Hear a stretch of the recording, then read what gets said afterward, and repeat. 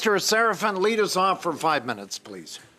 All right, thank you, Mr. Chair. So my name is Stefan Serafin. I am currently an assistant professor at the University of Ottawa, Faculty of Law, Common Law section, but I'm speaking here in my own personal capacity, so my views are my own and not those of my employer.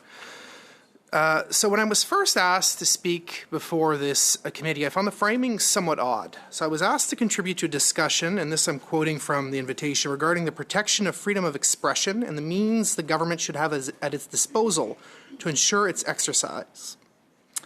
While there are always things the government can do to advance freedom of expression, most of what came to mind to me were instances in which government action had recently served to undermine it, sometimes significantly. So I could cite many examples, but I'll limit myself to areas within federal jurisdiction. And two come to mind here. The first, it relates to my own experience as a university professor, and it relates to government funding of research that increasingly prioritizes so-called equity, diversity, and inclusion requirements over other concerns, so to the exclusion of other concerns.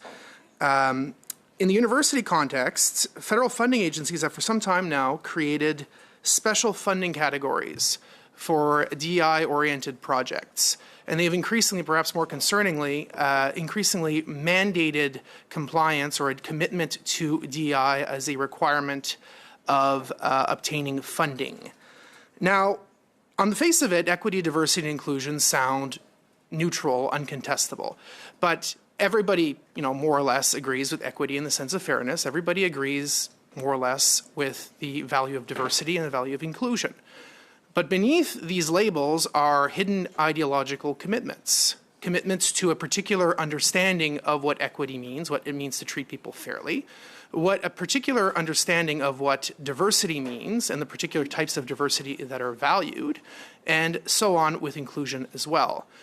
To the extent, then, that these requirements are imposed in the context of funding, now that's not straight-up censorship, but it does incentivize research to take on particular orientations and provides a strong disincentive for research to adopt alternative orientations, including orientations that might challenge or somehow criticize the premises of the EDI commitments. So that's the first area of concern. The second is more directly pertinent to Canada's democratic culture.